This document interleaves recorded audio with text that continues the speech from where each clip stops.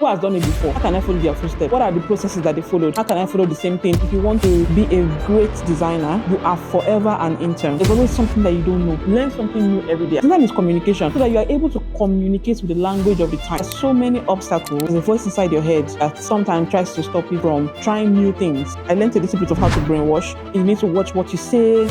You need to watch how you dress. You need to watch who you hang out with, the places you go. The only thing that stops you from achieving whatever it is that you want to achieve, most of the time, is my name is Chukwu Adaeze Victoria. I cannot fail. There's no plan B. Plan A is win. Plan B is win. If I can't fail, what are the systems that I need to build? I have a name now. What purpose do I have? I define my purpose. How do I bring this purpose into the places that I work? What branding do I want? And I define my branding. I built a community. From there, it went into expansion of that purpose. My life is generally chaotic, but somehow I thrive in that chaos. One of the things that broke me was...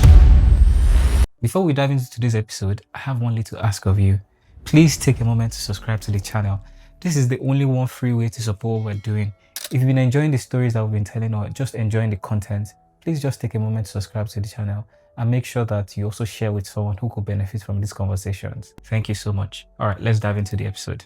I feel like maybe we should give our viewers and listeners a bit more context about like how all this even came about. Maybe like a little bit of a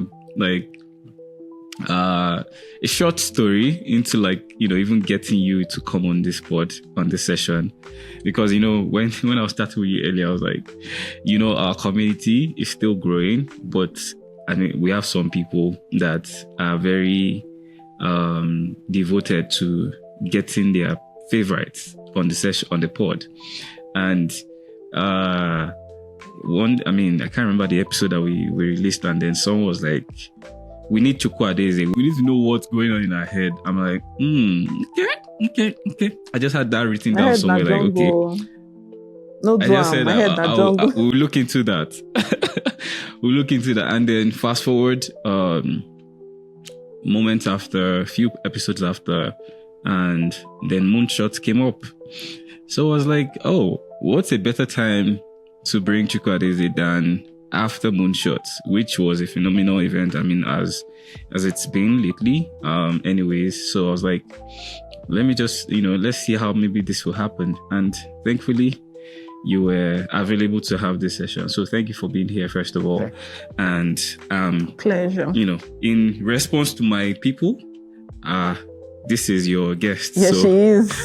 It's just that now we don't have questions from the community. So maybe hopefully in the next few episodes, people can start to suggest questions as well. But yeah, I'm sure people want to know what's going on in your head. Like they said, like they asked, they want to know how you come up with your ideas. They want to know your inspiration. If we were to write the story of your journey in using a movie, what would that movie be titled?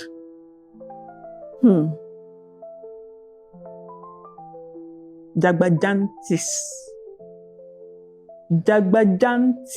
See, when people say, what's going on in our head? They see, but okay. So there's something that I let me give you a small context, right? My life is generally chaotic, but somehow I thrive in that chaos to the point where I create some, just small, just to spice this up, just to, get, but yeah, I don't mean chaos in a destructive way, because I believe that there are two types of chaos, right? So when I say Jagbajantes, I mean like there's just a lot that happens at the same time. I make the best of every single a lot that is happening. So, I want to be like you. Don't be like me. Don't be like me. See, be like you, but be like the best you that you can you. So that's it. Okay. I'm sure we're gonna dive further into that. But that's such an opener to give people a bit more context. I'm sure people would like to know some of the chaos, some of the things that you consider chaotic in your journey from the maybe like your early beginnings, or maybe like from the point where you started exploring design, or at some point, where did you start? What moment started to shape this Adaeze that we're seeing? What were some pivotal moments for you that started to shape this version of you? I think everything that I have experienced, even from my childhood, has shaped who I am right now. 2015, 2016, we started, I finished, what's it called? That's NYSC. And me and my friend, we finished around the same time. And she was like, hey, we need to start looking for a job, We went to one interview like that. The man had us come to the interview at a restaurant and then gave us a job. And when we were supposed to start the job, he gave us an address of a church. We came to the church and he said we should start writing content on paper. Monitor. This is how the chaos is. So that's how everything is. I said life is not straight. My first job was one man that said he want to start radio, and he brought us to church building and said we should start writing radio content on top of paper. So no wahala. Me, I'm a good person. I like to trust people. I was writing it. My friend did not write too. She said this kind of nonsense is this. After we spent like 2 days going to that place, she was like, nah, this is not for her. And she was going to not come back after that day. Me, like I said, I'm a good person. I wrote my resignation on top of paper and I dropped it in the church where the man should come and see the resignation letter. And I left. But then as we were leaving that day, she was like, let me take you somewhere. I said, I trust my friend. See how I'm trusting people up and down. I trust my friend. Let me follow her. And she took me to one boy house. So I went over to the place, and apparently the guy is a designer. His name is Moise. Wherever he is, I really, really appreciate him being the person that kind of sparked the joy and the love. I'm sorry, I forgot his surname. I'll have given him a proper shout out. But we went over to his place and we negotiated a price, and it was like 10K per month. I would come like I think 2 or 3 times a week, and it was 10K per month that year now. So I went home and I told my dad that they said I should pay 15K to come and learn design, and the guy trusts his daughter and he gave me 50K and I shot 5K inside. So I started going, and I was really very religious with it. And he would teach me how to use Photoshop and how to create stuff from scratch. And that was the beginning of it was this where have you been all my life type of situation where I just fell in love with it. I would go home from the classes and I would start experimenting and doing different things. And then I would try logo design, I would try flyer design, and I was doing pure rubbish, but I was so happy with the rubbish that I was doing. And I even got some fortunate people to pay for the rubbish I was doing. So this one will pay like 500 for logo, this one will pay like 1,000 for flyer, and I was balling. So it went on like that. It got to a point, and I named myself. That's when my brand started. I named myself, and I wanted to choose the name, and I chose the name that was born out of heartbreak, and I named myself like that. And I started moving on from there. This same friend of mine, Fentola Daniel Snatch, was Fentola Adebari. And then she reached out to me and was like, hey, there's this vacancy in this place, so would you want to go? And then she sent me the vacancy information. And I was like, nah, I'm chopping live the way I am. This 500 that I'm collecting, I'm eating live. There's nothing that can be bigger than this. So she was like, you know what, just apply. So I applied, and then they told me, oh, I'm going to be paying you 40K. Melonia, 40K naira, me. So it was the biggest I've ever been paid, and it was an opportunity for me to learn in a structured environment. So I am very grateful for that opportunity because it really did open my eyes to a lot of things. That's why I got to work with Halogen. I got to work with Codros. I got to work with FCMB. I got to work with a lot of amazing brands. And then from there, I spiraled into the next job with Caris and Sazi, where I learned print production, below the line, above the line marketing, all those kind of things. And then I moved to FCMB. So people that I worked with at FCMB at CAV Digital were like, okay, now you're no longer working with these people, no conflict of interest, and I applied, I got the job. That was another different experience because now it's no longer an agency or a marketing environment. Now you need to work with a global brand, one that you need to follow like brand manual. Who heard of brand manual before? Now you need to follow brand manual. You need to, you do the color purple. They will say, no, that's not the right purple. There's a particular shade. So it was an eye-opening experience. And then I moved from there to Our Pass. I moved from Our Pass to Big Cabal Media. I'm currently moving from Big Cabal Media to Quidax. So that has been my journey career-wise, right? But for personal branding, it kind of stopped in 2017. I had like that lady boss Gege image from 2015 to like 2017. And like after that hangout in 2017, so I changed my name to CAV Digital. And trust me, it has been amazing. It has been chaotic, but amazing. I wouldn't change it for the world. That was an interesting one. So many highlights there. But I think one quick one I would like to touch on is, I think the part that is most visible, which is your personal branding. And my question would be that, what has been the most rewarding thing about like being able to brand yourself in this, like now? The reward of me branding myself to this extent in comparison to other is that it has changed the way I think about myself.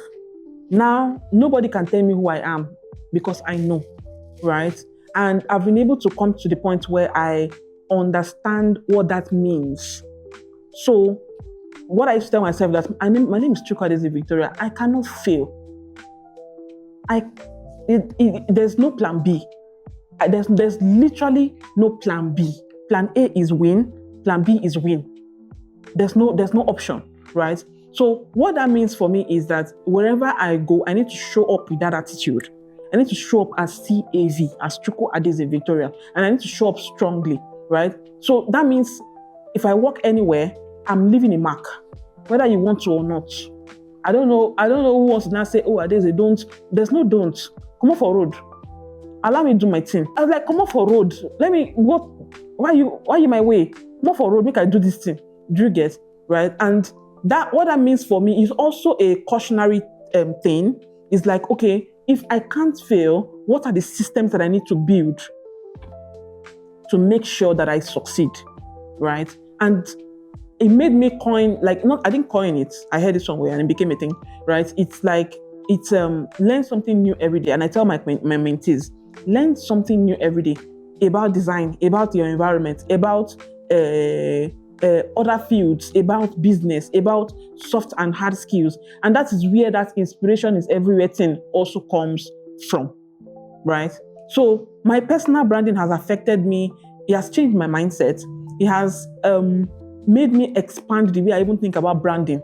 Because now I'm like, okay, what does Chukwu Adaeze look like as an outfit? What does Chukwu Adaeze look like as interior deco? That you would design the interior of a room or something, and they'll be like, oh, this feels like Adaeze. Like, what does that feel like? If you perceive something, what does that Chukwu Adaeze smell like? What does she taste like? What does she feel like? When you hear her speak, how does it make you feel, right? Even when you, even up to handshake. There was time I was researching how to shake somebody's hand and leave an impact with a handshake. That's how crazy it is. Somebody hugged me one time, I wanted to cry. I started researching how to hug people.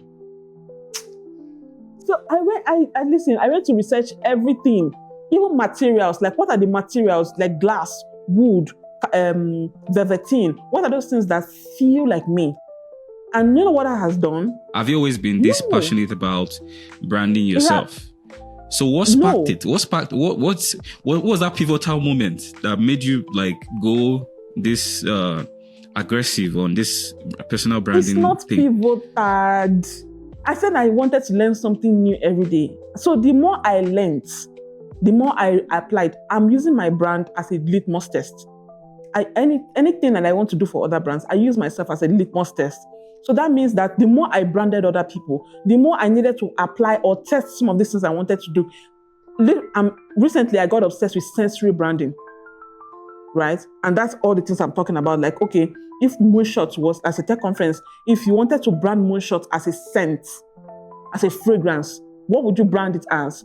So you have it at every point that people meet Moonshot. And then it gets to a point where somebody smells like maybe berries, and they immediately think Moonshot. It gets to that point, right? Even music, sound design. sonic branding, right? So it's like the more I learn about my space, just that thing, learn something new every day. The more I learn about my design space, the more I learn about how to brand for other people, the more I learn about the business of design, the more I learn about soft skills, the more I learn about branding in general, the more I want to apply it to myself first. Because I don't want to be like the needle that is sewing other people's bum. And my own bum is wide open. That's needle. And I don't want to do like needle. So if you ask me like this, that moment, there's no moment. It's an everyday thing. It's like a savings box, like your piggy bank. You keep putting 2 naira. One day it turn to 2 million. Personal branding. I mean, it's obvious. Like you're very, very. You've taken it to a different level. I don't think I've heard anyone speak so passionately about personal branding as you just did in like these climbs. I think that's something that stands out, obviously. And from your recent, expressions on your personal platforms, on your Twitter, you're always going on some should I say dive, or you're always expressing something, and it's always coming from a deeper passion sense of I know you're passionate about people, about inspiring other people as well. But I think one of the things that you tweeted at some point was creativity na capital, so you don't pass water. Under my post, people say creativity na water. That means like it's everywhere. Okay.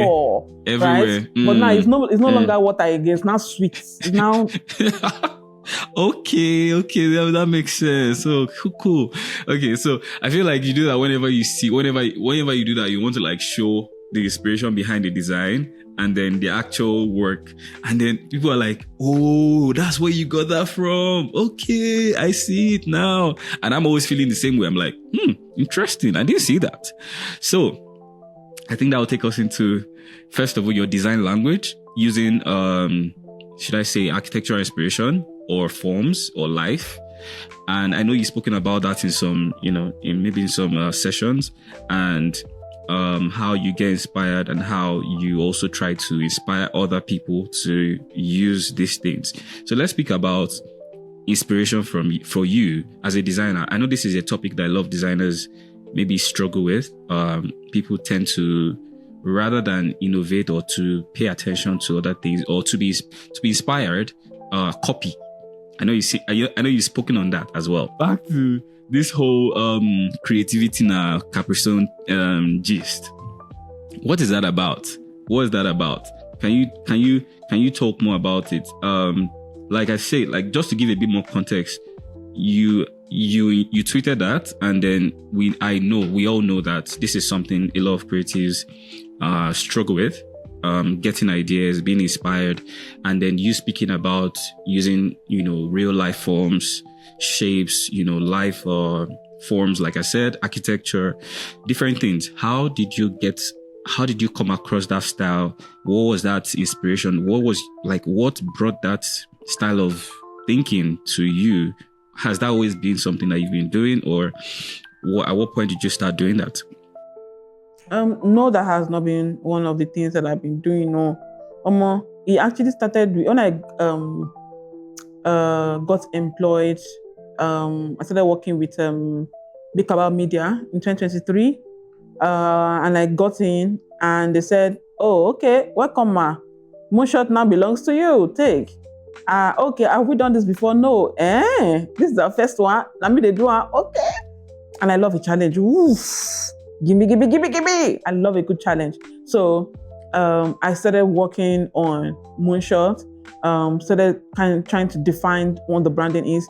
And prior to that time, I used to be the designer that you give me something to do and I'm like, oh, okay, let me go and look for inspiration on Pinterest and just start designing, right? But with Moonshot and what I have learned the couple of months that I've worked at Bikaba at the time was that design is not just design. Like there's method to the madness. So I started to look at, okay, what exactly this small skeletal stuff that we have created at the beginning, what does it mean? Like if I wanted to name it, but they say if you want to shame your problem, you have to name your problem, name and shame. right? So I said, what is the name of this thing that we are doing? Gone. And it's like, oh, it's new. I started searching and I was like, oh, okay, this is neobrutalism. And I was like, okay, no problem. Another thing that I learned during the course of working at Bikaba was to find the background of something. So I was like, what is the history of neobrutalism? And I did a deep dive into it. And this was, I did that deep dive because I was invited to talk about the work that I was doing for Moonshot 2023, because I've been posting about it that year before Moonshot. Geneza School of Design asked me to do like a short crash course on it. So I started digging a little bit deeper. I found that neobrutalism comes from brutalism, and brutalism comes from architecture. That's important. Catch it, Olam. Mm-hmm. So when I found that, okay, this is the actual origin of neobrutalism, it clicked to me, like, instead of looking for inspiration from other people's design, why don't I look for inspiration from the great-grandfather of this guy? And then I started to look at buildings, both old and new, and started to draw inspiration from rooms and structures and office buildings, and even like mythical ones, like AI-generated ones that nobody created themselves, right? And I started just put those things together. There was a time I was now teaching, and I was asking myself, teaching about creativity, and I was asking myself, like, okay, what is the science behind this thing? What is the history again behind creativity? And I started looking at the science of it, and it clicked for me, like, hold on, why is it that we don't do this over here in this part of the world, right? In other parts of the world, they look at an idea and they dissect it so bad that they get to the inu, like onions. They reach the middle of the onions, right? So that they can understand the spirit of that thing and be able to replicate it 1,000,000 times if necessary. And it was important to me. So that's where that idea of inspiration is everywhere came from. Because now I looked at, okay, we can draw inspiration for neobrutalism from buildings. How about hairstyles? How about food? How about, I don't know, anything? How about buckets? How about camera? And I started to test those out. And I'm so grateful to the Bikaba people that they allowed my madness to run supreme. Because as I was creating, they were like, okay, bring them, post them. She don't them again, bring them, post them, right? And so it was very, very, having that freedom of expression made me who I am today, right? So I was able to explore a lot of things and come up with a lot of more ideas. And then the part about how passionate I am that other people understand that inspiration is everywhere started from, okay, looking at all of these things, how do I pass it to my colleagues? How do I pass it to other designers? So that all of us collectively, we move away from that bottom part of the ladder to the next one. Because Adaeze is the only one that knows it is not acceptable to me, right? There's a Chinese movie I'm watching. I watched at the time, and the Empress Dowager said something that was profound for me. He said, if one flower is blooming in the garden, is one flower. But imagine a garden full of flowers, right? And it was important for me to pass this fertilizer to other people so that they can bloom as well.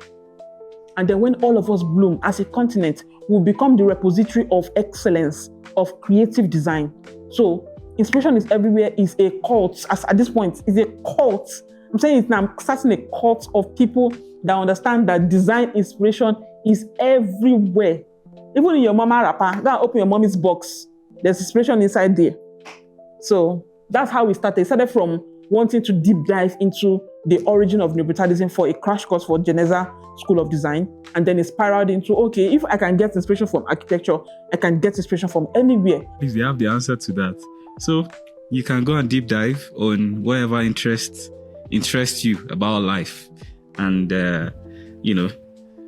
and analyze it like Adaeze has done for neobrutalism, which is only just one style of design expression. There are so many other styles. Over 30 design styles. There are over 30. of them. So And they all came from exactly. somewhere. So mostly life. Yeah, mostly inspired by life. Yeah. Mm-hmm. And Yeah. some came as a result of a combination of two other design styles, right? Because what do they call them now? Grunge is a combination of brutalism and but they try to combine themselves. Yeah. Okay. That's a good one. I mean, I think people would definitely, like I said, have answers to that. Okay, let's speak about Moonshot now. So Moonshot 2025, that's the latest of the Moonshot series. So I've always, like, I think that's the one question I've always just, said I'm gonna really, really want to know. I saw some of the flyers. You like every year, obviously, you guys like level up. You like take it to a different level. You guys think you've seen enough, and the next year, like, boom, another level of creative expression. And I think I saw something that you posted on your LinkedIn, and it was about a lady that said she came to know about Moonshot because of you, right? Because of the way you tell the stories using your visual illustrations and expressions. And for me, that was like something, that was a moment in Nigeria's design history. For me, that was a moment in Nigerian design history. I don't know if there's any other kind of similar, but the one for me, that's what I know. I saw that and I was like, this is a timestamp in Nigeria's design history, because this is something that I feel that is like, we've taken a step forward in this conversation, I think. Because you see founders and businesses, when they are prioritizing things, design is usually not like the top, right? It's not usually like the most important thing. People always have other things like, okay, structure, operations, whatever, which are fine. Marketing, which are fine. But design has a place. Design is like, before everything comes to be, design was there, right? So why would you now put design at the bottom of the barrel? I'm just saying. But seeing that post was like, oh, wow, someone finally sees it. I've always believed in the power of design. I'm a design advocate by spirit. So when I saw that, I was like, okay, this is a testimonial to what design can actually do for an entire movement, for to change an event to a movement. I think that's what that post just did, right? It changed just an event to culture, to a movement, right? And I just felt that, that was something I should definitely give you your flowers. So kudos to you for, doing that, for, creating such an expression that someone could see and be like, because of this expression, I want to know what this event is about. That's the power of design. That's something that design can do. And I know so many creative people are doing things in like the product design space. When you go to AI and all that, people are doing some amazing stuff in those spaces as well. But yeah, credit to you for doing that. I give you your flowers. Okay, now, so let's go back to that post. So now, someone was able to be inspired or to get drawn into a movement from your flyer, from maybe one of your flyers or a few of your flyers or your posters that you were doing then. And I think I think everybody felt that something was done. Like you could not miss a Moonshot flyer, like a poster. You could not mistake it for anything else. You could not. There was no way. Right? And then this year, I think you took it to the next level and started using this, robotic elements, and started infusing them in your flyer. So, moment. What brought about using those characters, right? Because I think they took the designs to a different level, right? First of all, what inspired you to start putting robots in your designs and start putting Ankara on them? How I'd mentioned earlier about people getting out of my way. That's not to say that, oh, she's the god of, well, no. But I just love it when there is room for creative expression, right? Especially when that expression makes sense. At the beginning of Moonshot 2023, I remember when we sent in some designs and one of them had a picture on it. And then one of the stakeholders was like, nah, we don't want anything that has picture on it. And I was like, you don't want anything that has picture? All right, I heard you. no problem. I will not put picture again. And then it went on and on. And one time when things were like heated and wanted to quickly get something out, I snuck a picture in. As one of the side events that was happening. I snuck a picture in, and then it went out, and everybody was like, oh, this is like, I've never. That's the first Ankara Robots that went out. That's the first Ankara Robots, and it went out, and people were like, oh, wow, you wore it. And I manipulated that time. There was no AI. I looked for robots, and I looked for someone that's wearing Ankara, and I, compositioned the Kinikon together. And I think that feedback kind of made them relax a little bit. Like, okay, maybe we can have a little bit of money. So maybe we can have a little bit of what? So that's the origin of those Ankara Robots. Because at first it was like, nah, we don't want this thing here because it feels like it crowds the page, and we want it to be simple and nice. And I was there like, I agree with you. That actually makes a lot of sense. So inspired from there into 2024, and it went from 1 Ankara robot into 3 Ankara robots, and then it went from 2024 to 2025. It went into like 17 Ankara robots. That one of them had to ask me like Adaeze, can we tone it down? And I was like, yeah. And then I added like 5 more. So why the Ankara Robots, right? Let's talk about it from a technical point of view. There's something that I found in my research and in my learnings. There's something called visual interest. There's also something called banner blindness. Banner blindness is, I've seen this purple a lot of times. I'm scrolling past. I've seen this green too many times. This font is familiar to me. This white and black, I'm tired. And just scroll past, like clever, so that is different from what I've heard before. But then those Ankara and those structures are supposed to force you to pause, even if it's just for 3 seconds more than you would normally wait to see what's on that page. And I would say it was effective, because now it has become a cultural movement that people even dress traditionally to attend a tech conference. Somebody was mentioning it yesterday. I think I even tweeted about it. He said Moonshot has become tech Owambe. And when he said tech Owambe, I was like, oh my God, that's actually the perfect description, that Moonshot has become tech Owambe. Because if you see the drip, if you see the dressing at Moonshot, I was amazed. It was Ashoke and Ankara and Senator. And I was like, oh my God, yes. Because normally at tech conferences, you would expect people to wear suits and black t-shirts and jeans and dress like corporate or corporate casual, right? But now it's just all out African wear. People were dressed to the nines. Like they were, So it was good to see. And I feel like it was inspired by this thing that was part of a design system that has now become a culture. Now that if you're coming to Moonshot, they even ask you, what are you wearing? It has become a thing that you ask, what are you wearing to Moonshot? Among the team, we're like, okay, you will wear Ankara. Okay, let me see what you... And it just is a conversation. And that started...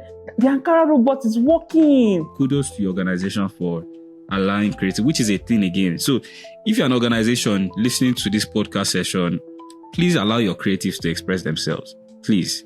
Because there's no point bringing... They say something that there's no point bringing an expert to work on a project and then you're telling them what to do. Do you get a doctor and then tell the doctor how to treat you? You don't do that. So why would you then do that for creatives? Yeah, I speak about this in a way, creatives are one of the most disrespected fields ever. Back to the Ankara Robot and what you're able to achieve with it. It's so true. The Owambe, Tech Owambe. And I mean, again, this is such an amazing case study of what design can do to a movement, to culture. And I mean, from the moment when you started putting Ankara on those robots, I'm sure you started instilling something in people's minds, right? Little by little, gradually, people are like, I'm seeing something here. I could actually wear something like this to this event and it will be accepted, because what people oftentimes, what we are scared of most times is acceptance. Okay. Like, okay, what would the other person wear? If everybody else is wearing suit and I'm wearing Ankara, I will stand out. Okay? And I don't want to stand out in that way because people are like, what's up with this guy? Is he okay? Did he miss his location? Was he trying to go somewhere else? That kind of thing. We don't like to stick out that way. And then, but when you start seeing like, okay, if a tech event can push a whole, like look, like something that people are not really like used to in this kind of space on their creatives, that means they are really intentional. They are really saying, we are African, right? And it actually is intentional. It's actually intentional because here's my thing. If you break down moonshots into 2 words, and that's what I like to do sometimes, I'm like, okay, whatever this project or idea or concept you want to give to me is, strip it down, remove all the clothes, make it naked, right? What does it look like naked? What is the English that you use to define it in this nakedness? And when you break down moonshots into like 2 words, it is African tech. That's it. So the question now becomes, what can we see visually that you will know that, oh, this is African Ankara, right? All of those textiles generally, like traditional fabric generally. Then what can you see that you know that, oh, this is tech? And not just tech, but advanced tech. I'm like, okay, robot. And I joined the 2 of them together.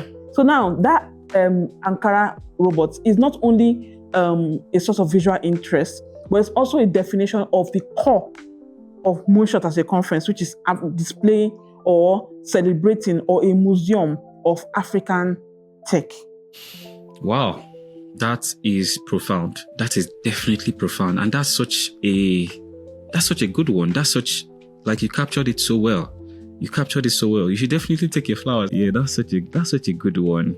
Wow. Okay. Amazing. So this year's Moonshot event, again, I'm sure you guys had some great numbers in terms of growth, in terms of achievements. What was the journey to creating this year's campaigns, all the visuals, all the branding, on-site branding and everything? What was the experience of doing that? What was it like? It was a bit of a struggle, right? And it was a struggle because we had done 2023. Hey, Moonshot, wow, fantastic branding. Oh, wow, fantastic branding. Oh, wow. 2024. We came out, we showed up and we showed out, oh, Moonshot, right? A lot of noise. Now, 2025, how we go to beat the one? How do we beat this thing that we did in 2024, right? And then, yeah. And then management came and they were like, oh, we have a theme now. You have what? A team. So that means if we are working within a box before, the box just lost weight. It has gone to gym and it has lost weight. Now we have the tighter space that we need to work with, and we still need to be creative within that space. So we first of all had a general meeting. Oh, what did we do good last year? Well, what was the feedback? What did we do bad? And I'm very, very grateful that I work with a team that is visionary, because Charlie with Adesida, because he was looking at beyond just design. How does design create experience within the conference space? So we're looking at, how design influences navigation, how design influences how people enter into the space, how people enter into different stages, how people find what they need to find, how people connect, all of those things. And how design even starts conversation within each of those rooms. So those are like part of the experiences that he wanted us to create with it, right? So like I said, there was a little bit of a constraint this year. Now the theme came and it was building momentum. Let me first learn. Sorry, what is building momentum? Even momentum, but not yet as English before. Wait, what's momentum? I first gonna find meaning of momentum, no? let me have brain what I'm doing. I first look for the meaning of momentum. Say momentum is movement, is going up, is communicating. I'm like, okay. I started doing a little bit of more search into, because when I found out, okay, momentum is basically movement. And I was like, okay, so where in this world can we find movement? Just like that whole neoliberalism thing I did, where I was like, okay, what's the father of this thing? And what's the father of this thing? What's the grandfather, the great grandfather, and all the way down like that. So I was like, okay, movement, where can we find movement? Oh, in physics. Oh, nice. I started looking for physics. So I started looking inside physics, and I don't understand Shingba and I'm saying, but I was looking for visuals that was static but looked like it was moving, right? I pivoted from there into that's when I was searching within physics. That's when I found kinetic energy, and it allowed me to move from kinetic energy into magnetic field, and I was able to draw inspiration for some of the patterns from there, right? A pattern that it's lines, but the lines are curved in a way that it looks like it's moving. It looks like the flow of a river, sort of, right? But it looks like it's movement, magnetic field, right? And that was profound for me. I was like, I'm going to scatter their head in this presentation. So I did that one. I went into sports. There's also movement in sports, right? There's building momentum in sports as well, right? And you'll find that a lot of the sport posters, the subject is leaning sideways, almost like they're about to take off, right? So I was like, okay, how can I build something out of that? I also influenced one of the patterns that I created that has like slanted rectangles like this, and they were moving from thin to thick, and they were sideways like that, thin to thick, thin to thick, thick. That became like the major pattern for Moonshot 2025, right? And it was born out of that search for what momentum, that big English, looks like, right? From there, I went into English Premier League. From sports, I entered into English Premier League, and I was like, okay, their pattern actually makes sense. It's their pattern that looks like a zigzag, but then it felt like movements to me. So I took inspiration. I did not steal it, and I created another pattern. And then that was what gave birth to all of those patterns. I looked at the color palette as well. And when we were having the meeting, they were like, some people from the team, like the design team, were like, oh, okay, we need to try out a different color palette. Money, huh?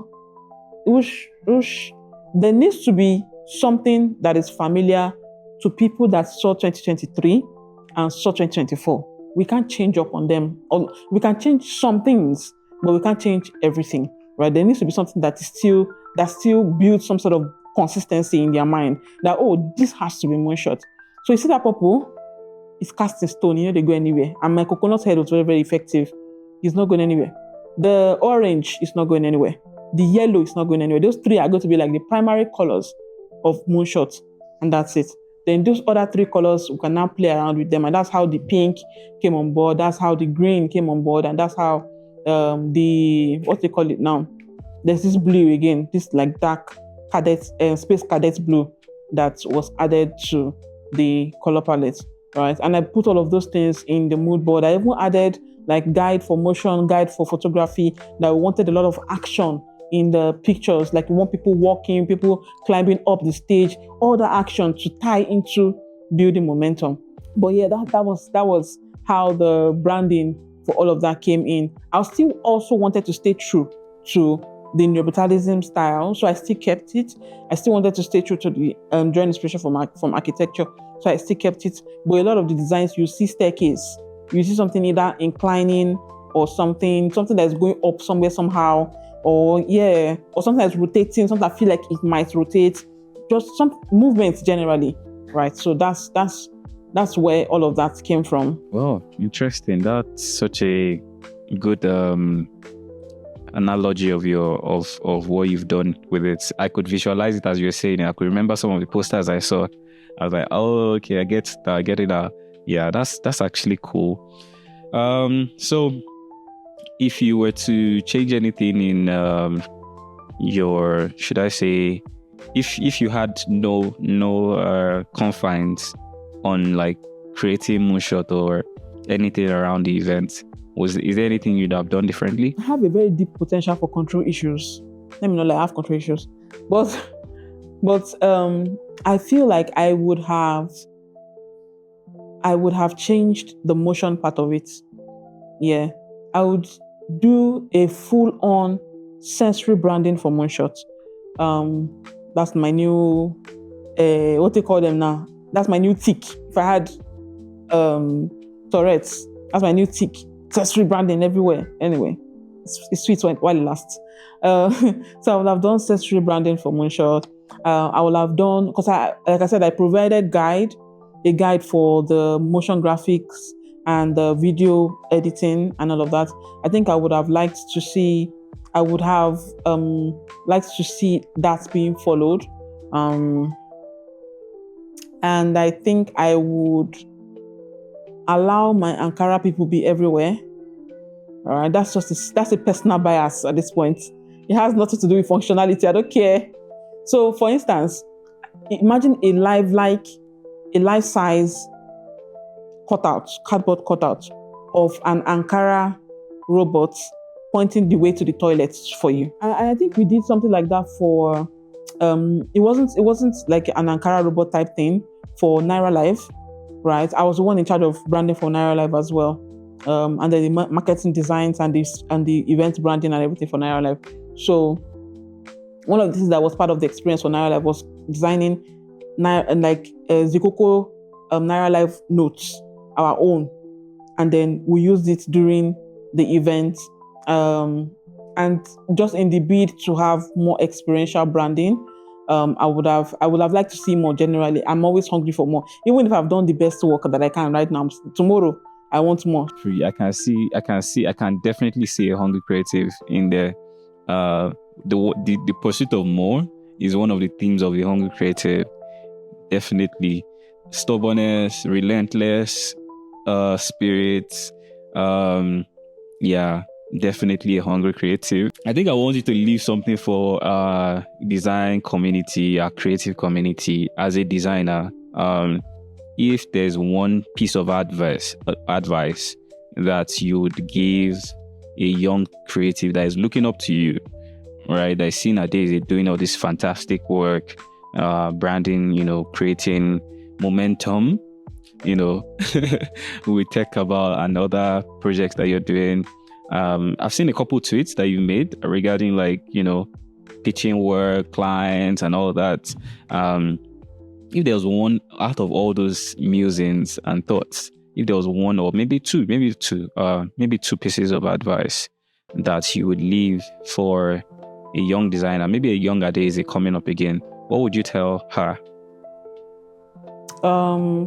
First of all, for the people looking up to me, I'm a human being. I can disappoint at any time. That's one. Secondly, you are forever. I feel like if you want to be a great designer, you are forever an intern. You are forever, no matter, even if you are the most senior glass-boss designer of the world, you are still forever an intern. And that's because you are always on a learning journey. You are always learning something. There's always something that you don't know. New technologies, new idiosyncrasies, new market trends, new everything is coming up every time, right? And the work of a designer is to morph, change with the times, like blend in, right? So that you are, because design is communication, so that you are able to communicate with the language of the time.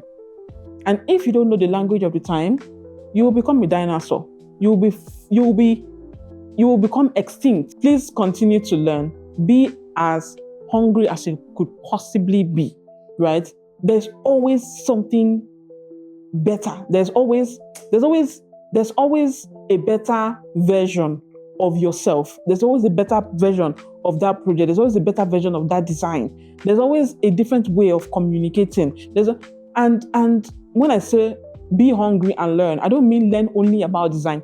Learn psychology. Learn the business of design. Learn copywriting. Learn interpersonal relationships. Learn personal branding. And every other thing that you know that's going to contribute to you being a holistic, even marketing, sales, social media management, everything that will contribute to you being a full powerhouse of a designer. Oh, wow. Adaeze, you have a lot to say. You definitely have a lot to say. And everything you said so far, it feels like you're speaking to me, and it feels like you're speaking to the podcast, like this platform. Everything that we've been speaking about, everything that I'm very passionate about, you just summed it up in this last thing that you said. No jokes. But yeah, that's so profound. Like, the name of the podcast is literally Hungry Creative Podcast. Like, how much more can you sum that up? But yeah, not to take anything away from what you said, such profound words. And yeah, I love the idea. I love the your thought process about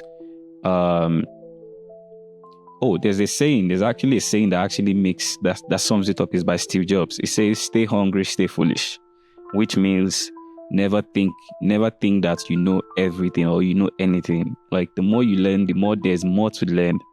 Simply put.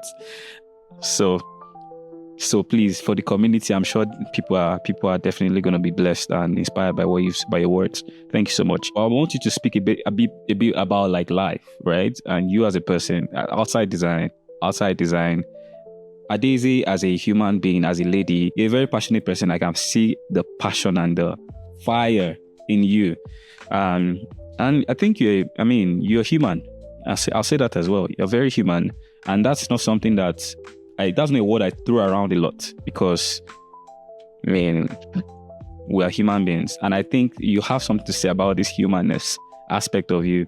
I think the way you express yourself, it shows a bit of, vulnerability, a bit of humanness, a bit of, self-awareness, right? A bit of acceptance of the imperfect and the perfect side. Because I think this is something that I'm even also learning on my own journey, on my personal journey as well, and how society likes to shape people or shape us into who other people are like, or how people that we look up to are like, whereas we can be our individual selves. And I think the way you embody some of the things that you believe, your belief system, the way you embody your character, the imperfect, the not so perfect, it just makes a human being, right? You said the duality of the human being, of the human life, right? The presence of the imperfect. You speak on it. I'm just going to give you an opener for it. So what does that mean to you? How do you embody that? What led you to this thought process about the duality of life, of, having your refined and not so maybe publicly, attractive, side. And what's that journey like? What does it mean to you? Can you speak about it? I'm really curious about it. Oh, okay. I think it started with religion. I grew up in a very religious household, conservative household, where my mom was a pastor. So then there's this heavy expectation that you must be like this. It was interesting growing up in that kind of a household where you need to watch what you say, you need to watch how you dress, you need to watch who you hang out with, the places you go, I think one of the things that broke me out of that upbringing was when I became a single mom, right? In 2020. I gave birth and I almost died giving birth. I lost a lot of blood, right? I came out of it. My son is doing well. I'm doing well. And it was like, hold on. I am now a pariah, sort of, right? Because when COVID happened, I had to go back home. And the home I'm going to is the church area. So while we are saying thank you, Jesus, inside church, I cannot come outside. I'm inside my room. Right. So right there in the room with my big stomach and everything, I had to accept the fact that nobody else is living the life that I'm living, and I will not allow myself to be judged. I mean, people can judge me, and I welcome it now. I'm like, please, can you please judge me? I like it. It's giving me strength, right? But then I don't need to judge myself the way they judge me, and I realized that okay, so I can fall, so I can be this negative person and still survive. So what else can I survive? And that's when I realized that, listen, I started to do a little bit of deep dive into things that are not religious exactly. I started doing a bit of deep dive into spirituality in general, especially African spirituality. So I did a deep dive into that, and I realized that a lot of African religions do not restrict you to only goodness, because they know that you are capable of great good and great evil. You have a mix of yin and yang within yourself, right? So I have, because of that, it has even influenced my career. I allow myself to fail.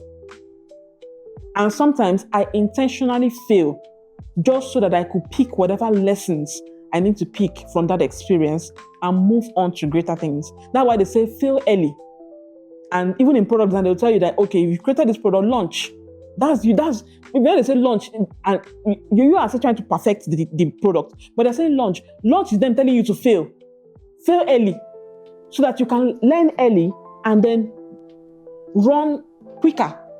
Your speed picks up, right? So understanding that there is good and evil in everybody, and everybody, even your most faithful, most fantastic person, is capable of evil, just makes you understand the depth of the human conscience or character. Like, I'm not expecting you to be perfect, and neither am I perfect. And that's part of the journey of forgiving myself for, all those feelings that I felt while I was pregnant. Because I felt like, oh, the end of the world, nobody can like me again, it's over, I'm dead. No.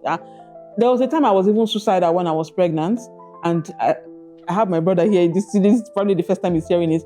I was literally suicidal, and it was design that saved my life. I was like, you know what? Tonight we're gonna end it. And I was like, wait, let me just quickly finish this design what they do, so that I will not disappoint this woman. That's why I sleep go. The next morning I had to stand up and go to FCMB. So because I got so busy with design, I did not have time to kill myself again. So I had to forgive myself. After I have forgiven myself, that's when I felt like I found myself again. So now, this Adaeze that you're seeing, it's a complete version. Well, I'm still evolving, but it's a stronger and more complete version of the woman I used to be, that grew up in this religious household, that only believed that you must be good. You must be. Now, I'm not saying I murder people, I'll steal and kill, but I'm just saying that recognizing the dark part of you makes you be able to create systems that you can use to manage it. I think I mentioned when we had that quick chat that the most conservative societies, right, they breed the deepest perverts. The most perverted people come from the most conservative societies, right? So recognizing the fact that this darkness exists inside of you, right? Acknowledging it, give a name and shame. Oh, okay, you did there. Okay, Alpha Bros, well done, right? Then you can now begin to build. You can now begin to build systems that makes sure that darkness inside of you does not destroy yourself or other people. Oh, that was so good. Thank you so much, Adaeze. We could go on. You definitely spoke from the heart. I love how you expressed yourself. I love how this episode has gone. Okay, I'm going to wrap it up now. It's been so nice. Our last question before we end the session, we have a culture. It's just that, what we do. We ask our guests, what are you doing to become a better version of yourself? I brainwash myself. Yes, that's what I'm currently doing to become a better version of myself. There are so many obstacles. There's a voice inside your head that sometimes tries to stop you from trying new things, even if those things seem scary, right? From trying new things. And then I learned a little bit of how to brainwash, because I feel like the brain is flexible. Yeah, the brain is malleable. You can literally restructure your mindset or the way you think. You can restructure it, right? The only thing that stops you from achieving whatever it is that you want to achieve, I know that there are external factors, but most of the time it's fear, right? That fear once you get the fear out of the way, the first step is research. Okay, how does it even go? Who has done it before? How can I follow their footsteps? Like, what are the processes that they followed? And how can I follow the same thing within my environment and make sure that I'm successful? Oh, my brainwash myself. Oh, I look at myself in the mirror, I'm like, rich girl, see as you have money. She ain't buying no day, but rich girl. So brainwashing myself to see success everywhere, brainwashing myself to think that I can do anything. Not lie, but still, I can do anything. I can get this done. I have the strength. And I'll tell myself, don't worry, you're almost there. Don't worry, you're almost there. That kind of thing. Just like being my own personal life coach. That's what I do. Past like that. They can maybe add all those Jara Fisiekpo by maybe applying it to your personal life, applying it to your relationship, applying it to your career, applying it to the place you work, applying it to your design project. Same noni. Brainwash yourself. Wow. Okay. Thank you so much.